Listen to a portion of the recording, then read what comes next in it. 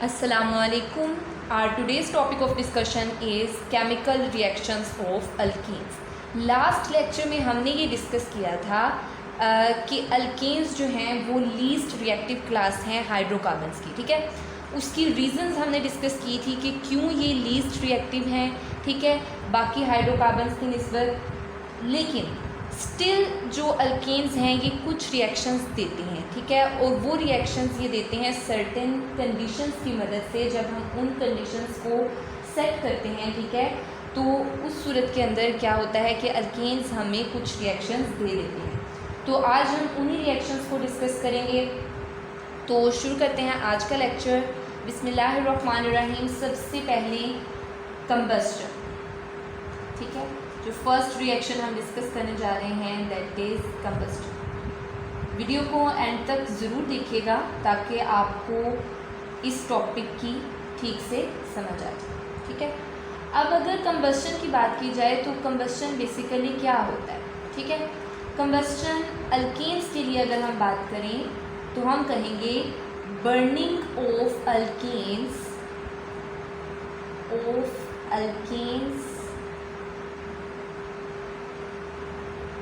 in the presence of oxygen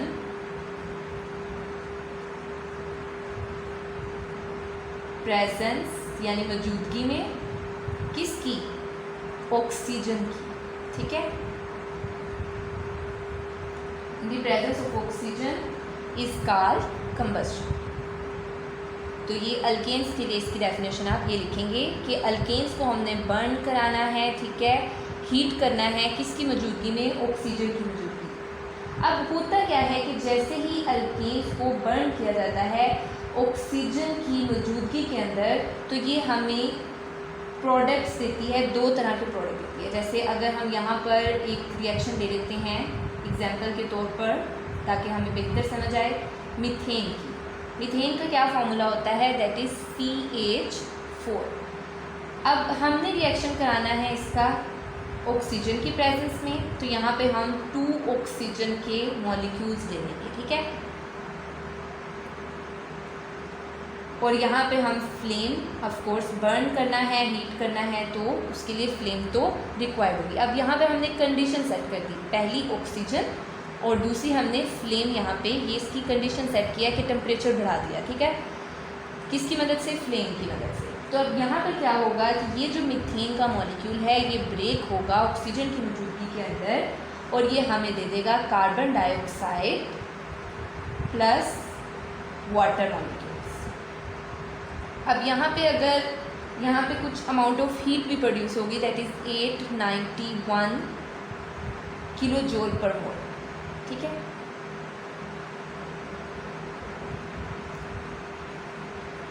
ये heat भी produce होगी, ठीक है। अब यहाँ पे जैसे ये बर्न हुआ तो हमें कार्बन डाइऑक्साइड मिली और साथ में वाटर। अब देखिए एक कार्बन है तो यहाँ पे एक ही कार्बन डाइऑक्साइड का मॉलिक्यूल जो है वो बन सकता है, ठीक है। लेकिन क्योंकि 4 हाइड्रोजन है तो अगर हम इक्वेशन को बैलेंस करें तो यहाँ पे 2 हाइड्रोजन कम पड़ रहे हैं, तो हम यहाँ पे 2 लगा देंगे। दैट मीन्स कि एक जो मॉलिक्यूल है मीथेन का, इसके बर्न होने के नतीजे में हमें एक कार्बन डाइऑक्साइड और 2 वाटर मॉलिक्यूल मिलेंगे और इसके साथ साथ कुछ अमाउंट ऑफ एनर्जी भी मिलेगी, जिसको हम कहते हैं कि ये हीट की फॉर्म में मिल रही है एनर्जी, ठीक है।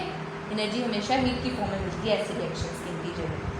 सो अब क्योंकि ये रिएक्शन जो है इसके नतीजे में इतनी हाई अमाउंट ऑफ एनर्जी जो है वो रिलीज़ हो रही है, ठीक है, high amount of energy release हो रही है। लेकिन high amount of energy release हो रही है तो दैट मीन्स कि ये रिएक्शन क्या है, एक्सोथर्मिक है, ठीक है। क्या है, एक्सोथर्मिक है। लेकिन इसके बावजूद इस रिएक्शन को शुरू कराने के लिए और इख्तिताम तक पहुंचाने के लिए, या हम कह सकते हैं कि चलिए शुरू कराने के लिए, बाद में तो एनर्जी रिलीज़ हो जाती है, लेकिन इस रिएक्शन को इनिशिएट कराने के लिए हमें बहुत हाई टेम्परेचर चाहिए होता है। और ये हाई टेम्परेचर जो है यूजली तो पॉसिबल नहीं होता, लेकिन जब हम लेबॉर्ट्रीज़ के अंदर ऐसे रिएक्शन कराते हैं तो वहाँ पर आप इतनी फ्लेम या स्पार्क जो है वो दे सकते हैं, ठीक है। तो ऐसे रिएक्शन को पॉसिबल कराने के लिए हमें बहुत ज़्यादा अमाउंट ऑफ एनर्जी, बहुत ज़्यादा अमाउंट ऑफ टेम्परेचर चाहिए, ठीक है। अब यहाँ पे हीट ऑफ कंबस्शन का एक वर्ड, एक टर्म यूज हुई है आपकी बुक के अंदर, हीट ऑफ कंबस्शन। क्या होती है हीट ऑफ कंबस्शन? ये वो अमाउंट ऑफ हीट है जो कि निकलती है, इवोल्व होती है जब एक मोल हाइड्रोकार्बन का बर्न होता है किसकी मौजूदगी में? ऑक्सीजन की मौजूदगी में, ताकि प्रोड्यूस कर सके कार्बन डाइऑक्साइड और वाटर। इसको कहते हैं हीट ऑफ कंबस्शन। यानी यहाँ पे जो हमें हीट मिली है 891 किलो जूल पर मोल, ये कौन सी हीट है? That is heat of combustion. ठीक है, अब हम इसको डिफ़ाइन करने लगे हैं, तो डिफ़ाइन इस तरह से करेंगे कि amount of heat,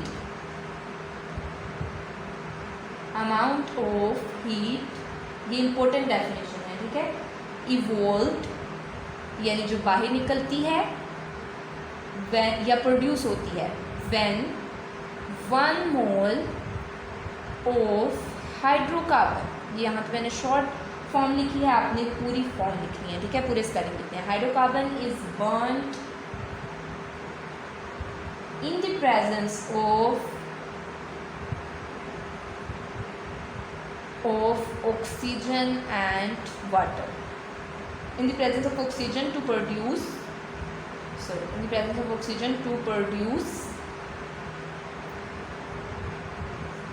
carbon dioxide and water. ठीक है, इसको क्या कहते हैं? हम इसको कहते हैं हीट ऑफ कंबस्शन। अब ऑफ कोर्स ये रिएक्शन है, तो इस रिएक्शन की कोई ना कोई एप्लीकेशन तो ज़रूर होगी, ठीक है, ये किसी ना किसी पर्पस के लिए तो यूज़ होता होगा। तो इसकी जो एप्लीकेशन है वो बेसिकली ये रिएक्शन कराया जाता है क्योंकि ये हेल्पफुल होता है इंटरनल कंबस्शन इंजन्स के अंदर, ठीक है, इंटरनल कंबस्शन इंजन्स के अंदर, ठीक है। यानी जो ये मोटर्स होती हैं, जो हमारी व्हीकल्स हैं, इनकी इंजन्स के अंदर, ठीक है। अब ये जो कंप्रेस्ड एयर है या कंप्रेस्ड मिक्सचर कह सकते हैं हम, कंप्रेस्ड मिक्सचर किसका? अल्केन्स का, ठीक है, आफ्टर कंबस्शन जो हासिल होता है, ठीक है। ये क्या करती है? ये हेल्पफुल होती है इंजन्स के लिए, क्योंकि अगर आप compressed air, compressed mixture use करेंगे अल्केन्स का, तो वो किसी भी इंजन के अंदर स्मूथली रन करेगा, ठीक है। उससे फिर किसी भी किस्म का कोई नॉइज़ क्रिएट नहीं होगा इंजन के अंदर, ठीक है, किसी भी किस्म की कोई आलूदगी प्रोड्यूस नहीं होगी, और जो इंजन है वो एफिशिएंटली वर्क करेगा, ठीक है, उसकी एफिशिएंसी में इजाफा हो जाएगा, ठीक है। सो आई होप कि आपको कंबस्टन की समझ आ गई होगी। नेक्स्ट हम डिस्कस कर लेते हैं इसका second reaction, which is oxidation, ठीक है। सेकेंड रिएक्शन है ऑक्सीडेशन। अगर ऑक्सीडेशन की बात की जाए तो यहाँ पे जो अल्केन्स हैं वो उनकी ऑक्सीडेशन दो मुख्तलिफ तरह से कराई जाती है, ठीक है, 2 वेज हैं इसके लिए। पहली जो है that is incomplete oxidation, incomplete oxidation, ठीक है।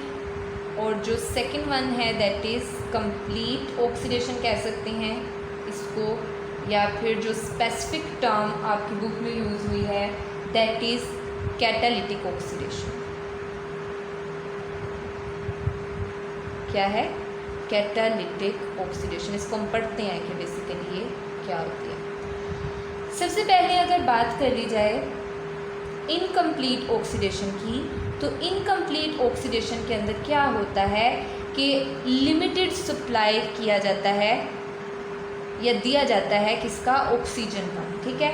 इनकम्प्लीट ऑक्सीडेशन होती है अल्केन्स की लिमिटेड सप्लाई में ऑफ ऑक्सीजन, यानी जब हम बहुत जो है लिमिटेड कम अमाउंट जो है ऑक्सीजन की दें, तो उसके अंदर फिर क्या होता है कि अल्केन्स की जो ऑक्सीडेशन है वो हम कह देते हैं कि इनकम्प्लीट होती है। और इस इनकम्प्लीट ऑक्सीडेशन के नतीजे के अंदर हमें मिलता है कार्बन मोनोऑक्साइड, वाटर और साथ में कार्बन ब्लैक, ठीक ठीक है, जो कोयला होता है। अब इसके लिए एग्जाम्पल देख लेते हैं, रिएक्शन की मदद से इसको समझते हैं। लाइक यहाँ पे मीथेन ही हम ले लेते हैं। अगर मैं 3 मॉलिक्यूल्स लूँ मीथेन के, तो इसको हमें बर्न कराने के लिए चाहिए होंगे, लिमिटेड सप्लाई दे दूँ ऑक्सीजन का, कितनी दे दूँ ऑक्सीजन, 4 मॉलिक्यूल्स दे दूँ, ठीक है। तो अब इसके नतीजे में कितनी कार्बन मोनोऑक्साइड, कितने वाटर, कितने कार्बन ब्लैक प्रोड्यूस होंगे वो देख लेते हैं। यहाँ पे 2 कार्बन मोनोऑक्साइड, ठीक है, प्रोड्यूस होंगे, प्लस 6 वाटर मॉलिक्यूल्स और 1 कार्बन ब्लैक मिलेगा। अब यहाँ पे हम देखते हैं कैसा हुआ, कैसे ये हम करा रहे हैं burn in the presence of flame. Oxidation होती है किसकी मौजूदगी में, फ्लेम की मौजूदगी के अंदर। तो अब यहाँ पे देखें ऑक्सीजन की मौजूदगी में भी और फ्लेम की मौजूदगी में भी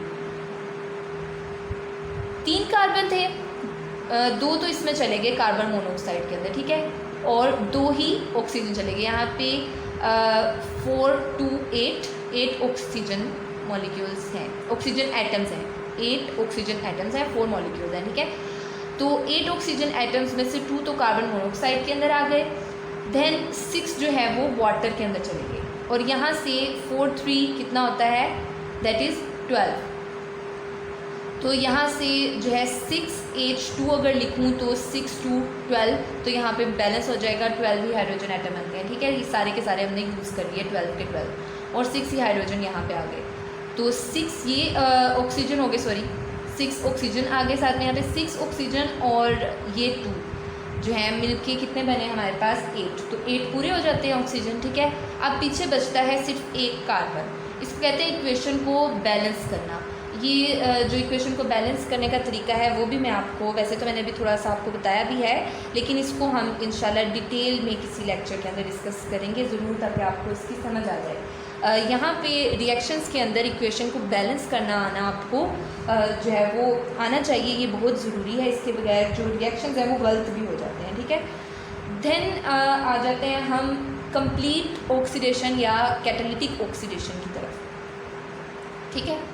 कैटालिटिक ऑक्सीडेशन,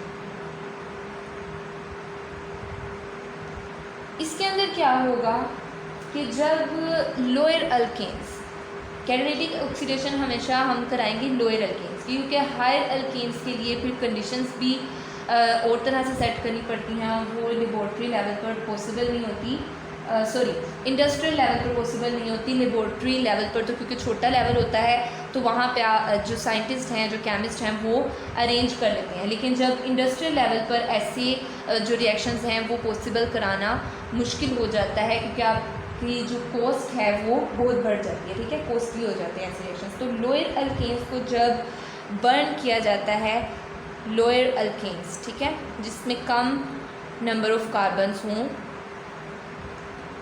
इनको जब बर्न किया जाता है मेटेलिक कैटलिस्ट की मौजूदगी के अंदर, ठीक है, मेटेलिक कैटलिस्ट की मौजूदगी के अंदर हाई टेम्परेचर पे, टेम्परेचर हाई होगा। कैटलिस्ट कौन सा यूज़ कर रहे हैं, मेटेलिक यूज़ कर रहे हैं, यानी किसी भी मेटल को यूज़ करेंगे यहाँ पे जो सूटेबल होगी, और साथ में टेम्परेचर और प्रेशर जो हैं वो हाई रखेंगे।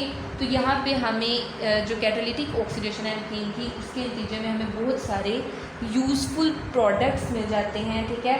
वो हम देख लेते हैं कि कौन से प्रोडक्ट्स हैं रिएक्शन की मदद से, ठीक है। ठीक है, तो हम यहाँ बात कर रहे थे कैटालिटिक ऑक्सीडेशन की, ठीक है। कैटालिटिक ऑक्सीडेशन के अंदर हमने कहा कि यहाँ पे हमने लोअर अल्केन्स को बर्न करना है in the presence of metallic catalyst, high temperature, high pressure देना है, ठीक है। तो उसके जो है बहुत सारे यूजफुल बाय प्रोडक्ट्स मिलेंगे। अब लोअर अल्केन्स में हम अगेन एग्जांपल ले लेते हैं मीथेन की, तो क्विकली ज़रा इसको करेंगे। मीथेन, अब यहाँ पे ऑक्सीडेशन करानी है ये इस तरह से। अब यहाँ पे ये मैंने ब्रैकेट्स क्यों लगाई हैं, क्योंकि मैं एक एटम ले रही हूँ। अगर मैंने मॉलिक्यूल लेना होता तो ब्रैकेट्स लगाने की ज़रूरत नहीं पड़ती। ये उस सूरत में करते हैं जब आपने कंट्रोल्ड वे में करनी हो ऑक्सीडेशन, ठीक है। तो इस तरह से कराते हैं।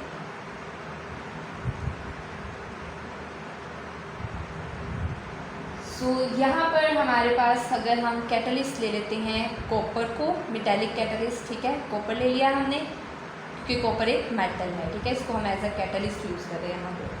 टेम्परेचर हम रखेंगे 400 डिग्री सेल्सियस जो कि एक हाई टेम्परेचर है, और 2 एटमॉस्फेरिक प्रेशर यहाँ पे हम अप्लाई करेंगे।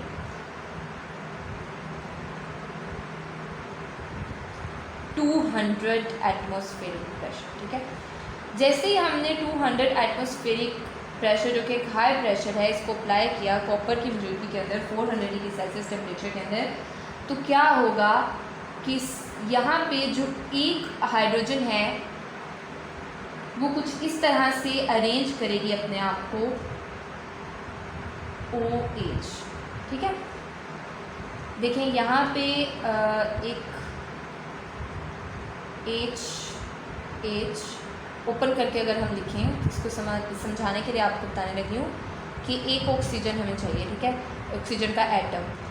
तो ये एटम क्या करेगा, ये यहाँ पर जो है पोजीशन बना लेगा, ठीक है, टेम्परेचर की वजह से, हाई टेम्परेचर की वजह से यहाँ पे आके ये क्या कर लेगा, खुद को एडजस्ट कर लेगा OH के साथ, ठीक है, OH बना देगा, हाइड्रोक्सिल ग्रुप बना देगा। तो ये जो हमारे पास प्रोडक्ट आया है दैट इज़ मेथनॉल। मेथनॉल एक अल्कोहल है, ठीक है, और ये बहुत सारी जो है केमिकल्स में यूज़ होती है, बहुत सारी मेडिसिन में यूज़ होती है। सो इंडस्ट्रियल लेवल पर मेथनॉल की बहुत ज़्यादा यूजेज है, बहुत ज़्यादा इसका इस्तेमाल होता है। सो ये एक यूजफुल बाय प्रोडक्ट हमें मिल गया। अब हमने क्या करना है, इस मेथनॉल को हम यहाँ पे कर रहे हैं कैटालिटिक ऑक्सीडेशन, जिसको कहते हैं कंप्लीट ऑक्सीडेशन, ठीक है। कंप्लीट ऑक्सीडेशन के अंदर फिर अब हम क्या करेंगे, अगेन पहले हमने मीथेन से शुरू किया, हमारे पास आ गया मेथनॉल।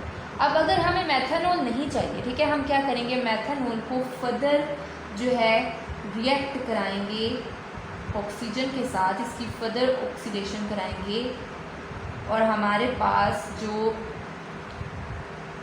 कैटलिस्ट है वो सेम होगा, copper 400 degree Celsius and 200 atmospheric pressure. और हमारे पास अब क्या होगा, यहाँ पे अब आ जाएगा फॉर्मएल्डिहाइड,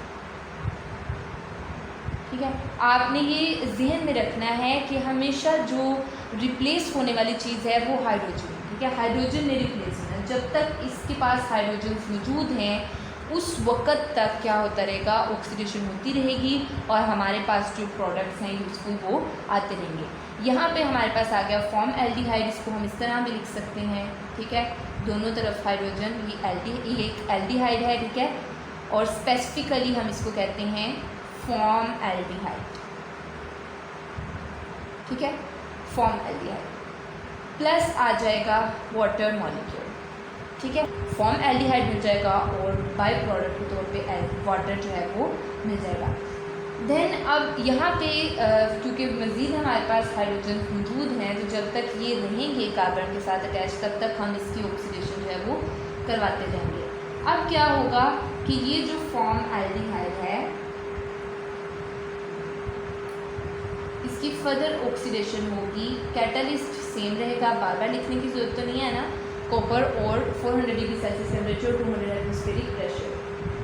अब क्या होगा कि ये ऑक्सीजन यहाँ पे जाके ऐड हो जाएगा और ये कुछ इस तरह से बन जाएगा HCOOH। इसको अगर हम लिखें तो ये ओपन करके लिखें तो ये ऐसे होता है, ठीक है, दैट इज़ फॉर्मिक एसिड। यहाँ पे आपको एक तरतीब बताऊँ मैं रिएक्शंस की, कि जब भी ऑर्गेनिक केमिस्ट्री के अंदर, वैसे तो एक सेपरेट वीडियो में भी आपको बताऊंगी लेकिन यहाँ पे भी बता देती हूँ कि आप देखें कि पहले हमें अल्कोहल मिली, ठीक है, फिर एल्डिहाइड में कन्वर्ट हो गई अल्कोहल, पहले अल्केन था, ठीक है, ये एक हाइड्रोकार्बन है, हाइड्रोकार्बन कन्वर्ट हुआ अल्कोहल के अंदर, अल्कोहल से हमें मिल गया एल्डिहाइड, ठीक है, एल्डिहाइड से अभी एसिड में कन्वर्ट हो रहा है। ये एक तरतीब है, एक सीक्वेंस है।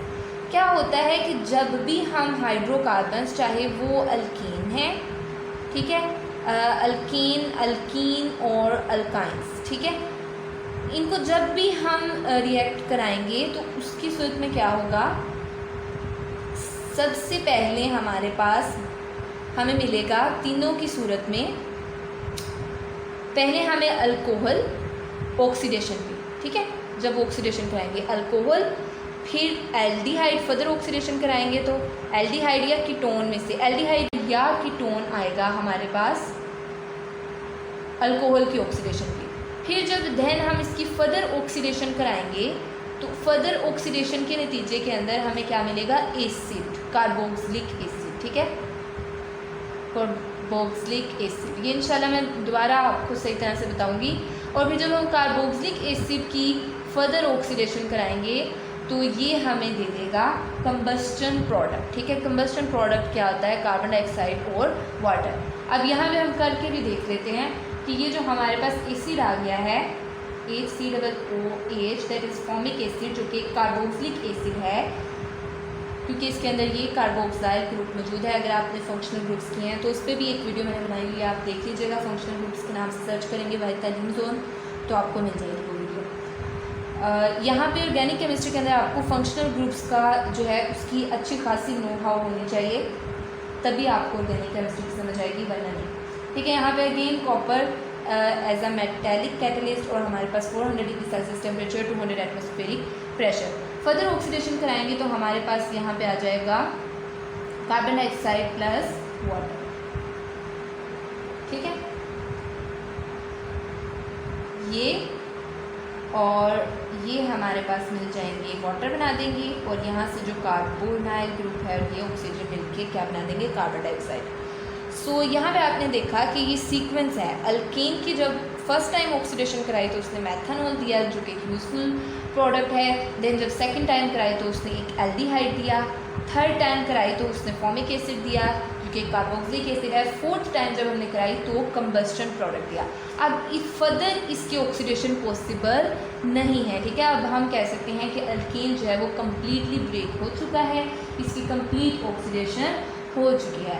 अगर बात की जाए इसकी एप्लीकेशन की तो इस रिएक्शन की क्या एप्लीकेशन है, कहाँ पर ये अप्लाई होता है। जो कैटालिटिक ऑक्सीडेशन है अल्केन्स की, ये इंडस्ट्रियली यूज़ होती है, ठीक है। इंडस्ट्रियली मतलब बड़े लेवल पर इंडस्ट्रीज़ के अंदर ये यूज़ होता है रिएक्शन, ताकि हाई फैटी एसिड्स को प्रोड्यूस किया जा सके। किसको, high fatty acids, fatty acids. और ये जो फैटी एसिड्स हैं, हाई फैटी एसिड्स, ये कहाँ यूज़ होते हैं, ये सोप की मैन्युफैक्चरिंग में यूज़ होते हैं, ठीक है। सोप और वेजिटेबल ऑयल जो है इसके लिए ये यूज़ होते हैं। सो ये जितनी भी वेजिटेबल ऑयल की इंडस्ट्रीज़ हैं जहाँ पे ऑयल बनता है या सोप बनती है, वहाँ पर ये रिएक्शन जो है वो अप्लाई कराया जाता है, इसकी एप्लीकेशन होती है, ठीक है। आई होप कि आपको समझ आ गई होगी। नेक्स्ट देख लेते हैं। तक हम 2 इसके रिएक्शंस डिस्कस कर चुके हैं। नेक्स्ट हमारे पास है जो थर्ड वाला जो रिएक्शन है, दैट इज़ नाइट्रेशन, ठीक है। नाम ही शो करा रहा है, नाइट्रेशन मतलब नाइट्रो ग्रुप को ऐड कराना है इसके अंदर। अब क्या होगा कि ये जो नाइट्रेशन है ये बेसिकली सब्स्टिट्यूशन रिएक्शंस होते हैं, ठीक है, यानी as a substituent nitro group जो है वो ऐड होगा।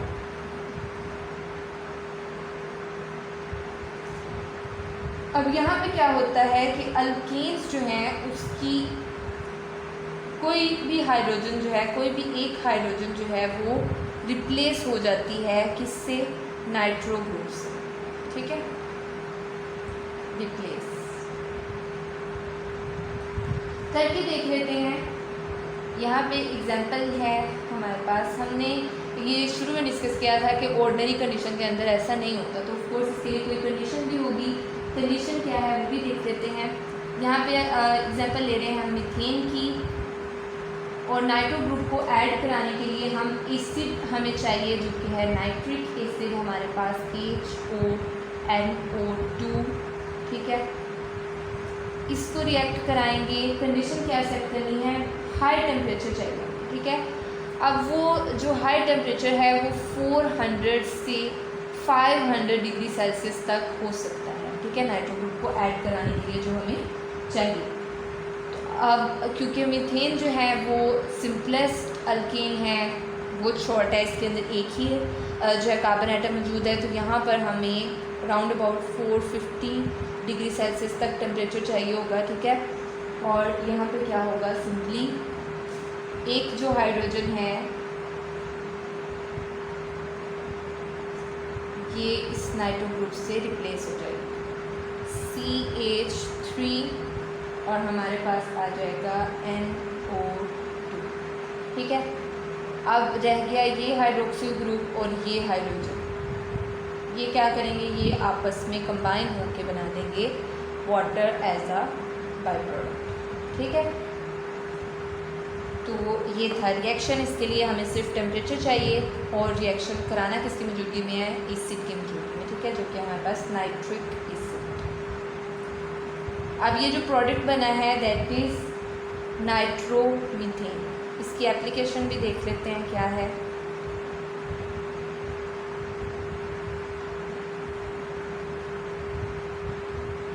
अब ये रिएक्शंस जो ये नाइट्रो अल्केन्स होते हैं ये यूज़ होते हैं फ्यूल्स के अंदर। ठीक है, फ्यूल्स के अंदर यूज़ होते हैं, सॉल्वेंट्स के अंदर यूज़ होते हैं।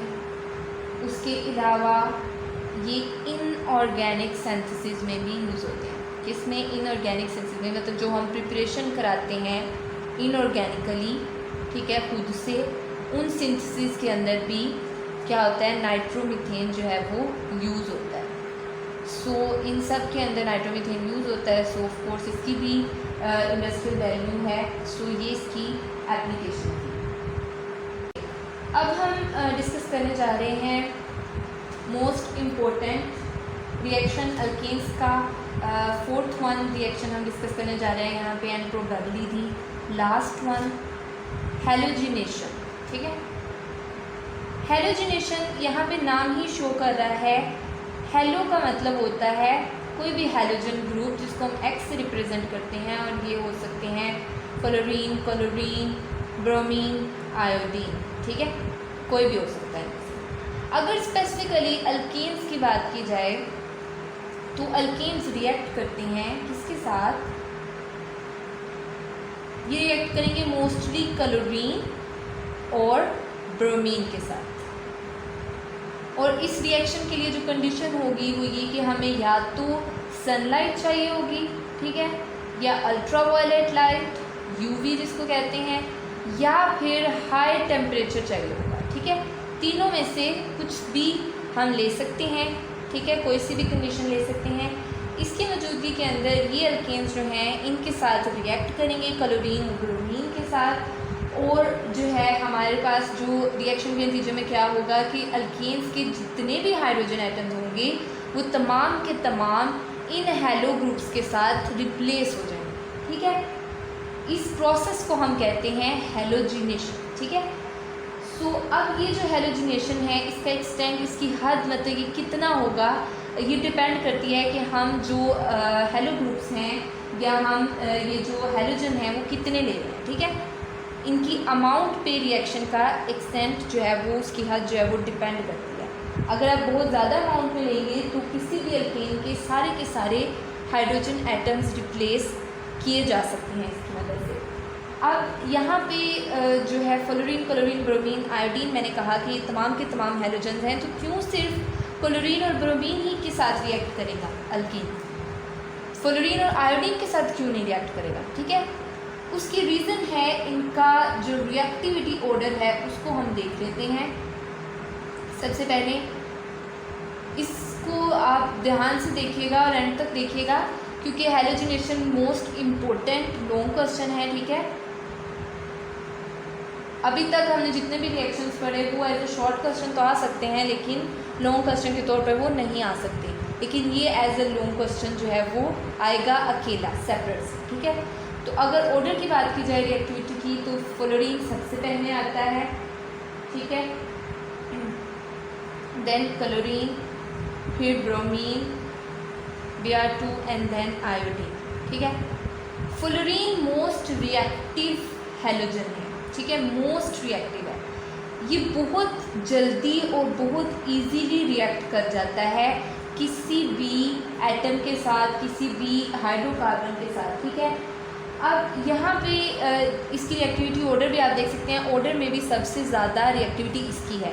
इनफैक्ट फ्लोरीन को पीरियोडिक टेबल का डोन कहा जाता है कि ये डोन एलिमेंट है, ये बहुत क्विकली, बहुत इजीली रिएक्ट कर जाता है और इतना फास्ट रिएक्शन होता है वहाँ पे कि फास्ट भी कह सकते हैं और वॉयलेंट भी कह सकते हैं, क्योंकि वहाँ पे जब भी फ्लोरीन रिएक्ट करता है किसी भी एटम के साथ, किसी भी मॉलिक्यूल के साथ, तो वहाँ पे धमाका हो जाता है, ठीक है, ब्लास्ट हो जाता है, इतना रिएक्टिव होता है ये।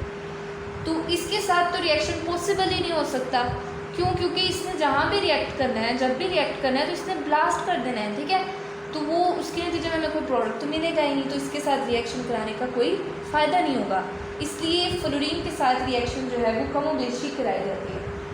देन अगर बात करी जाए आयोडीन की, तो ये लीस्ट रिएक्टिव है, ठीक है, बहुत कम रिएक्शन देता है, ठीक है। हैलोजेंस के अंदर ये लीस्ट रिएक्टिव है। सबसे एंड पे आप देख सकते हैं कि रिएक्टिविटी ऑर्डर में आ रहा है, ये रिएक्शन ही नहीं देता, ठीक है, स्लो है, लेज़ी है, ठीक है। अब क्योंकि ये लेज़ी है, ये रिएक्शन नहीं देता, इसके लिए बहुत हाई टेम्परेचर चाहिए होगा, बहुत जो है हाई फाई हमें कंडीशन सेट करनी पड़ेंगी। तो हमें क्या मुसीबत आ रही है कि इसके साथ रिएक्शन कराएं, ठीक है, तब भी रिएक्शन पॉसिबल नहीं होगा इतनी हाई फाई कंडीशंस के साथ भी, ठीक है।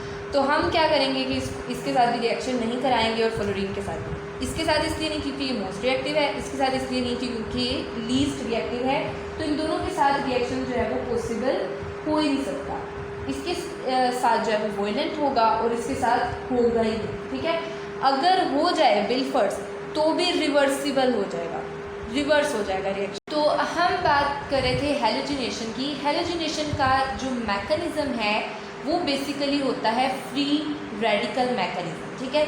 तो आपसे अगर कहीं पर ये क्वेश्चन पूछा जाए कि हैलोजिनेशन जो है वो कौन से मैकेनिज्म के थ्रू होती है, तो आपने ये बताना है कि ये फ्री रेडिकल मैकेनिज्म जो है उसके थ्रू होती है, ठीक है।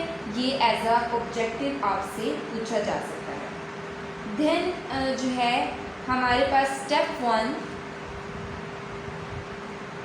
मैकेनिज्म का जो स्टेप 1 है उसमें क्या होगा, दैट इज़ इनिशिएशन, ठीक है। रिएक्शन का आगाज़ होगा, इसके अंदर स्टार्ट होगा रिएक्शन। इनिशिएशन के अंदर क्या होगा कि एक क्लोरीन का मॉलिक्यूल आएगा, ठीक है। अगर हम इसको ओपन करके लिखें तो इस तरह से, ठीक है, क्लोरीन क्लोरीन का बॉन्ड होगा और यूवी लाइट के अंदर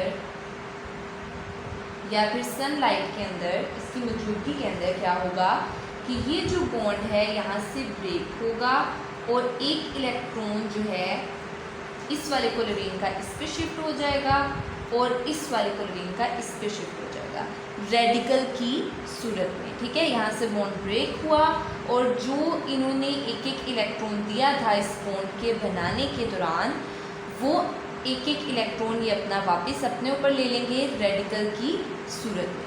तो यहाँ पे हमारे पास आ जाएंगे 2 क्लोराइड फ्री रेडिकल्स, ठीक है। 2 क्लोराइड फ्री रेडिकल्स हमारे पास यहाँ पे आ गए हैं। फर्स्ट स्टेप था ये। अब जो स्टेप 2 होगा उसमें क्या है कि यहाँ पे होगी प्रोपगेशन। सॉरी, ये था स्टेप 1 और ये है हमारे पास स्टेप 2, ठीक है। इसमें क्या होना है, अब इसमें प्रोपगेशन होगा, यानी रिएक्शन में फर्दर जो है मूव करना है आगे की तरफ, ठीक है। तो इसमें क्या होगा कि अब एक अल्केन, लेट्स सपोज कि हम ले रहे हैं यहाँ पे मीथेन, ठीक है। तो मीथेन में एक कार्बन होता है जिसके साथ 4 हाइड्रोजन एटम्स अटैच होते हैं। तो हम अगर इसको इस तरह से लिख लें, 3 हाइड्रोजन को मैंने इस तरफ लिख लिया और एक को सेपरेट से लिख लिया, ठीक है, यहाँ पे। देन अब क्या होगा कि ये जो हमारे पास क्लोराइड फ्री रेडिकल है ये आएगा यहाँ पे। अगेन रिएक्शन हो रहा है सनलाइट की मौजूदगी के अंदर। अब क्या होना है, इसने यहाँ से अटैक करना है हाइड्रोजन के ऊपर और हाइड्रोजन को पिक कर लेना है, ठीक है। जैसे ही ये हाइड्रोजन पर अटैक करेगा यहाँ से बॉन्ड ब्रेक होगा, ठीक है। ये इधर शिफ्ट और ये अपना इलेक्ट्रॉन लेके इधर, तो हमारे पास आ जाएगा HCl, ठीक है। और साथ में जो है हमारे पास अब मिथाइल पे फ्री रेडिकल आ जाएगा। ठीक है, यहाँ पे क्या हुआ, पहले क्लोराइड फ्री रेडिकल था, उसने अटैक किया हाइड्रोजन के ऊपर, अल्केन की, और हाइड्रोजन यहाँ से पिक करके इसने बना दिया हाइड्रोजन क्लोराइड एसिड बना दिया। ठीक है, हाइड्रोक्लोरिक एसिड। और देन जो हमारे पास अब क्या होगा, जो हमारे पास यहाँ पे रह गया है मिथाइल ग्रुप, उस पर फ्री रेडिकल आ जाएगा। तो इसको हम नाम देते हैं मिथाइल फ्री रेडिकल। ठीक है, आपने परेशान नहीं होना इसके मैकेनिज्म को देख के, ये बहुत आसान मैकेनिज्म है। देन फर्दर जो है क्या होगा, अब ये जो मिथाइल फ्री रेडिकल है, अगेन एक और क्लोरीन का मॉलिक्यूल आएगा सनलाइट की मौजूदगी के अंदर, H3 लिख रहे हैं यहाँ। सनलाइट की मौजूदगी के अंदर क्या होगा कि अब ये जो मिथाइल फ्री रेडिकल है, यहाँ से ये क्लोरीन पे अटैक करेगा, ये बॉन्ड ब्रेक होगा दोनों क्लोरीन का, और अपना अपना जो है इलेक्ट्रॉन लेके ये सेपरेट आउट हो जाएंगे। इसका जो इलेक्ट्रॉन होगा वो देन बॉन्डिंग बना लेगा इसके साथ। तो हमारे पास इसके नतीजे में आ जाएगा मिथाइल क्लोराइड प्लस अब क्लोराइड फ्री रेडिकल आ गया। ठीक है, अब यहाँ पे जो ध्यान रखने वाली बात है वो ये है कि एक तो यहाँ पे मैं फिश हुक एरो यूज़ कर रही हूँ। ठीक है, कौन सा एरो, फिश हुक एरो कहते हैं इसको, क्योंकि ये आगे से हुक की तरह है, फिश हुक एरो। ठीक है,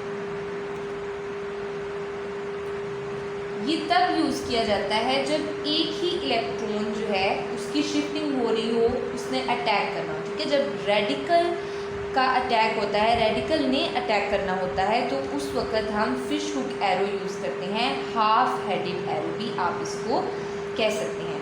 पहली बात ये, इसका ध्यान रखना है। देन अब यहाँ पे हमारे पास मिथाइल क्लोराइड बन गया है।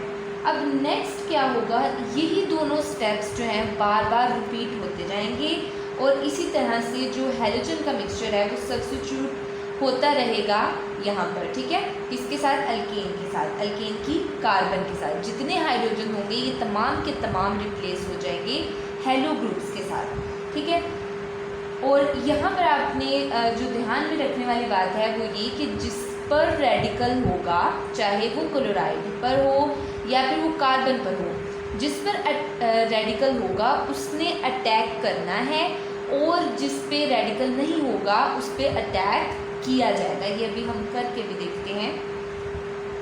ठीक है, इन्हीं स्टेप्स को रिपीट करते जाएंगे, और हमारे पास यहाँ पे जितनी भी अल्केन की कार्बन के साथ हाइड्रोजन एटम्स अटैच हैं, ये तमाम की तमाम रिप्लेस हो जाएंगी हेलो ग्रुप के साथ। ठीक है, तो यहाँ पे क्या होगा, हमारे पास है अब मिथाइल क्लोराइड।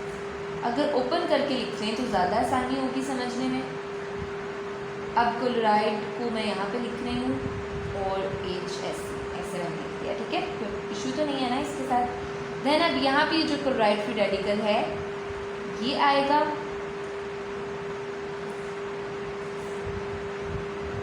और अब हमारे पास क्या होगा, मैंने कहा कि जिस पे फ्री रेडिकल मौजूद होगा, ठीक है, उसने क्या करना है, अटैक करना है। अब क्लोराइड पे अगर फ्री रेडिकल मौजूद होगा तो इसने हमेशा हाइड्रोजन पे अटैक करना है। ठीक है, और अगर कार्बन पे होगा तो वो हमेशा किस पे अटैक करेगी, क्लोरीन पे। तो यहाँ पे ये हाइड्रोजन पे अटैक किया क्योंकि इस वक्त क्लोराइड पे फ्री रेडिकल मौजूद है, और यहाँ से ये बॉन्ड ब्रेक होगा और हमारे पास आ जाएगा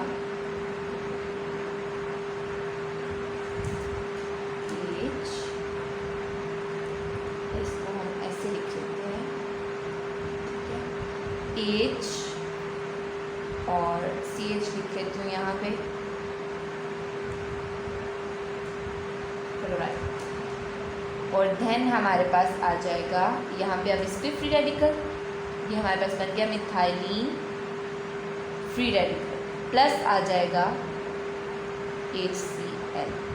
ठीक है, देन अब इस पे कार्बन पे फ्री रेडिकल मौजूद है, तो इसने क्या करना है, यहाँ पे आप क्लोरीन पे अटैक करना है। H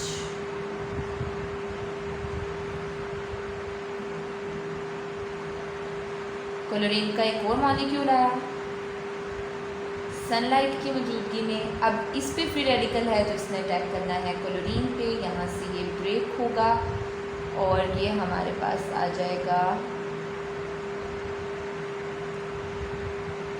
मिथाइलिन डाइक्लोराइड, ठीक है, या डाइक्लोरोमीथेन भी आप इसको कह सकते हैं और मिथाइलिन क्लोराइड भी कह सकते हैं, ठीक है। प्लस आ जाएगा क्लोराइड फ्री रेडिकल, ठीक है। देन अब क्लोराइड पे फ्री रेडिकल मौजूद है, तो ये अगेन हमने इन्हीं स्टेप्स को बार बार जो है वो रिपीट करते जाना है। ये वाला स्ट्रक्चर एज इट इज़ यहाँ लिख दिया मैंने ऐसे। प्लस अब क्लोराइड फ्री रेडिकल है, ये यहाँ से इसकी हाइड्रोजन पिक करेगा, किसकी मौजूदगी में, सनलाइट की मौजूदगी में, कार्बन क्लोरीन क्लोरीन, और यहाँ पे अब इस पे फ्री रेडिकल, ठीक है, प्लस आ जाएगा HCl। देन अब क्या होगा, अगेन इस स्ट्रक्चर को हम लिखेंगे, ये वाले को HCl तो जो है वो साइड पे होता जाएगा। इस स्ट्रक्चर को लिखूँ दोबारा से तो ये आ जाएगा हमारे पास कुछ इस तरह, ठीक है। देन अब हमारे पास यहाँ आएगी क्लोरीन का मॉलिक्यूल, फर्दर इसने अटैक करा इस पे, फिर शुक एरो यूज़ कर रहे हैं हम सनलाइट की मौजूदगी में, और ये आ जाएगा कुछ इस तरह से स्ट्रक्चर, ठीक है, प्लस क्लोराइड फ्री रेडिकल। अब ये अगर आप देखें स्ट्रक्चर को क्लोज करके लिखूँ तो ये इस तरह से होता है CHCl3, इसको कहते हैं क्लोरोफॉर्म, ठीक है। क्या है ये, chloroform.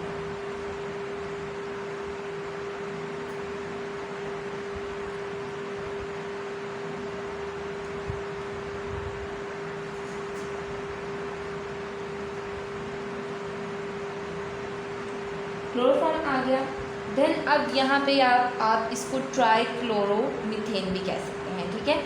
Then chloride free radical, अब क्लोराइड पे फ्री रेडिकल मौजूद है तो ऑब्वियस बात है कि यहाँ से इसको हम दोबारा लिखेंगे, अरेंज कर देते हैं ज़रा इस तरह से, एंड देन अब क्लोराइड फ्री रेडिकल, यहाँ से इसने अब किस पे अटैक करना है, हाइड्रोजन, किसकी मौजूदगी में, सनलाइट की मौजूदगी में। देन हमारे पास आ जाएगा अब कुछ इस तरह से, प्लस हमारे पास आ जाएगा फ्री रेडिकल, प्लस आ जाएगा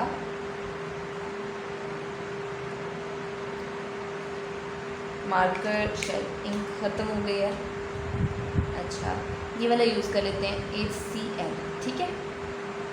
देन अब क्या होगा, अब इस पे कार्बन पे फ्री रेडिकल मौजूद है, ठीक है। अब इसने क्या करना है, यहाँ पे आएगा, इसके स्ट्रक्चर को एज इट इज़ लिख लेते हैं, ठीक है।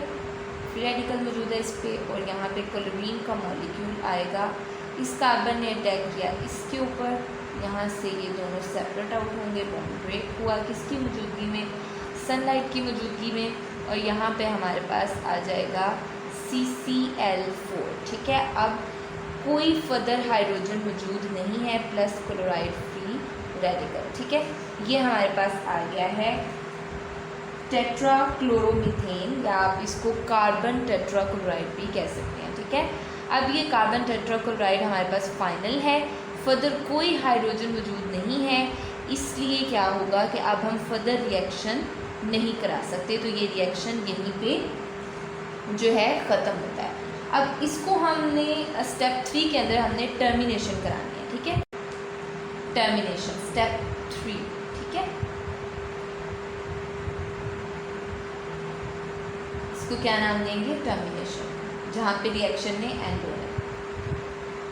वो हमने करा के देखा, चारों के चारों हाइड्रोजन को रिमूव करा के देखा, जो इसका मैकेनिज्म था उसके अंदर। लेकिन अगर हमने रिएक्शन को स्टॉप कराना है, रोकना है, ठीक है। तो फिर अगर हमने सिर्फ एक हाइड्रोजन रिमूव करानी है तो उसके लिए क्या होगा कि यहाँ पे जो टर्मिनेशन वाला स्टेप है उसके अंदर हम लेंगे कार्बन वाला जो फ्री रेडिकल है और क्लोराइड वाला फ्री रेडिकल। सनलाइट की मौजूदगी में ये दोनों जो हैं यहाँ से ऐसे अपना अपना इलेक्ट्रॉन देंगे और हमारे पास आ जाएगा मिथाइल क्लोराइड। यानी अगर हमें सिर्फ मिथाइल क्लोराइड चाहिए तो हमें फर्दर रिएक्शन प्रोसीड कराने की ज़रूरत नहीं है। लेकिन मैकेनिज़्म जब भी आपको आएगा हैलोजिनेशन का तो आपने सारा लिखना है, ठीक है, जो भी हमने किया। जगह नहीं थी इसलिए मैंने रिमूव कर दिया। सो आई होप कि आपको इसके मैकेनिज़्म की समझ आ गई होगी। अगेन मैं बता देती हूँ कि इसके मैकेनिज़्म में कोई मुश्किल बात, कोई मुश्किल चीज़ नहीं है। सिर्फ जो याद रखने वाली बात है वो ये है कि जिस पे रेडिकल होगा उसने अटैक करना है। लेट्स सपोज क्लोराइड पे फ्री रेडिकल मौजूद है, जैसे यहाँ पे क्लोराइड पे फ्री रेडिकल मौजूद है तो इसने हमेशा अटैक करना है अल्केन की हाइड्रोजन पे, ठीक है। यहाँ से ये इसको पिक करेगा, जैसे ही ये इसको पिक करेगा तो अल्केन की कार्बन पे फ्री रेडिकल आ जाएगा, ठीक है। इसकी कार्बन पे फ्री रेडिकल आ गया। अब चूँकि इसकी कार्बन पे फ्री रेडिकल है, यहाँ से HCl तो एक साइड पे हो गया ना, ये तो बन गया। देन अब यहाँ से जो रिएक्शन प्रोसीड होना है वो उसमें सिर्फ हम कार्बन वाला फ्री रेडिकल लेंगे, उसको लिया। अगेन एक और मॉलिक्यूल आएगा क्लोरीन का, और अब क्योंकि कार्बन पर फ्री रेडिकल मौजूद है तो इसने यहाँ से क्लोराइड ग्रुप को, हेलो ग्रुप को पिक कर लेना है, ठीक है। इसने यहाँ से इसको एक्सट्रैक्ट कर लेना है। देन फिर अब जब ये इसको एक्सट्रैक्ट कर लेगा तो ये तो एक पूरा मॉलिक्यूल बन गया। देन अब पीछे क्या रह गया, क्लोराइड फ्री रेडिकल। फिर यही दोनों स्टेप्स जो हैं बार बार रिपीट होते रहेंगे। आपने बस ये याद रखना है कि गलती की कोई गुंजाइश ना हो। जब भी क्लोराइड पे फ्री रेडिकल होगा तो हाइड्रोजन पे अटैक करेगा, और जब भी कार्बन पर फ्री रेडिकल होगा तो वो वहाँ पे क्लोरीन का मॉलिक्यूल यूज़ होगा, वहाँ से वो क्लोराइड जो है वो उसको एक्सट्रैक्ट कर लेगी, ले लेगी, ठीक है। देन इसी तरह आप करवाते जाएंगे जब तक हाइड्रोजन एटम्स मौजूद हैं, तब तक आपका जो मैकेनिज़्म है वो चलता जाएगा, ठीक है। देन हमने क्योंकि हम यहाँ पर डिस्कस कर रहे थे मीथेन के लिए स्पेसिफिकली, तो अल्केन्स में मीथेन के लिए जब चारों हाइड्रोजन्स रिप्लेस होती हैं तो हमें जो फाइनल प्रोडक्ट मिलता है वो हमने देखा कि दैट इज़ टेट्राक्लोरोमीथेन, या फिर हम कार्बन टेट्रा क्लोराइड भी कह सकते हैं, ठीक है। सो आई होप कि आपको इसके मैकेनिज़्म की समझ आ गई होगी। अब ये जो हैलोजिनेशन है इसका जो मैकेनिज़्म है इसकी कोई इम्पोर्टेंस नहीं है। हमने बाकी सब रिएक्शंस की एप्लीकेशंस को डिस्कस किया, लेकिन अगर बात की जाए हैलोजिनेशन की तो इसकी कोई सिंथेटिक इम्पोर्टेंस नहीं है, ठीक है। कोई इसकी सिंथेटिक इम्पोर्टेंस नहीं है। दैट मीन्स कि ये इंडस्ट्रियल लेवल पर इसका कोई इस्तेमाल नहीं है, ठीक है। आई होप कि आपको अब इसकी समझ आ गई होगी। देन हमने सारे रिएक्शंस के अंदर मीथेन को डिस्कस किया, तो इसके यूजेस भी कुछ डिस्कस कर लेते हैं। अगर मीथेन की बात की जाए तो ये as a fuel, as a illuminating gas के तौर पर यूज़ होता है, ठीक है। फ्यूल जो कि व्हीकल्स में यूज़ होता है, ठीक है। उसके अलावा ऐसी गैस जो कि बर्निंग के लिए, इल्यूमिनेट करने के लिए, जलाने के लिए, रोशन की करने के लिए जो है वो यूज़ की जाए, उसमें भी मीथेन यूज़ होती है, ठीक है। उसके अलावा जो मीथेन है ये मिथाइल अल्कोहल, फॉर्मएल्डिहाइड और हाइड्रोजन साइनाइड की प्रिपरेशन में भी इस्तेमाल होता है। मिथाइल अल्कोहल आपको पता है इसकी जो इम्पोर्टेंस है, इसकी जो वैल्यू है वो इंडस्ट्रियल लेवल पर ये है कि ये मेडिसिन में यूज़ होती है। इसी तरह फॉर्मएल्डिहाइड भी मेडिसिन में यूज़ होता है। हाइड्रोजन साइनाइड की बात की जाए ये एक ऐसा केमिकल है हाइड्रोजन साइनाइड जो कि एप्पल के सीड्स में भी मौजूद होता है, ठीक है। ये भी इंडस्ट्रियली जो है आप मीथेन से प्रिपेयर करा सकते हैं। उसके अलावा जो मीथेन है ये बहुत सारे यूजफुल प्रोडक्ट्स दे सकता है, जैसे कि मिथाइल क्लोराइड अभी हमने बनाया भी। उसके अलावा मिथाइलिन क्लोराइड जो हमने सारे इसके मैकेनिज्म में डिस्कस किए, क्लोरोफॉर्म, कार्बन टेट्राक्लोराइड, ठीक है। उसके अलावा ये कार्बन ब्लैक जो कि हमारे पास कोयला होता है उसकी प्रिपरेशन में भी यूज़ होता है, और वो जो कार्बन ब्लैक है वो यूज़ होता है पेंट्स के अंदर, प्रिंटिंग इंक्स यानी जो प्रिंटिंग मशीन्स होती हैं, इंक्स के लिए जो इंक यूज़ होती है प्रिंटर के अंदर, उसमें यूज़ होता है। उसके अलावा ऑटोमोबाइल टायर्स, ठीक है, गाड़ियों के जो टायर्स हैं उनमें भी यूज़ होता है। देन इसका जो एक और यूजेज है और जो इम्पोर्टेंट यूजेज है दैट इज़ कि ये फर्टिलाइज़र की मैन्युफैक्चरिंग में भी इस्तेमाल होता है। तो ये इसके यूजेस हैं, इसीलिए हमने हर रिएक्शन के अंदर मीथेन को ज़्यादा डिस्कस किया। आप इन्हीं रिएक्शंस को बाकी अल्केन्स के साथ भी करा सकते हैं, मेथड सेम है। सो नेक्स्ट वीडियो में हम इंशाल्लाह अल्कीन को डिस्कस करेंगे। आई होप कि आपको अल्कीन्स के पूरे टॉपिक की समझ आ गई होगी। इसकी जो प्रिपरेशंस हैं वो हमने लास्ट वीडियो में डिस्कस की थी और अब हमने इसके रिएक्शंस को डिस्कस किया है, ठीक है। सो नेक्स्ट वीडियोस तक के लिए आप मेरे चैनल को सब्सक्राइब करना मत भूलिएगा। अगर आपको वीडियो पसंद आई हो तो वीडियो को लाइक और कमेंट ज़रूर कर दीजिएगा, ये आपकी तरफ से एप्रिसिएशन होती है हमारे लिए। सो नेक्स्ट वीडियोस तक के लिए अल्लाह हाफिज़।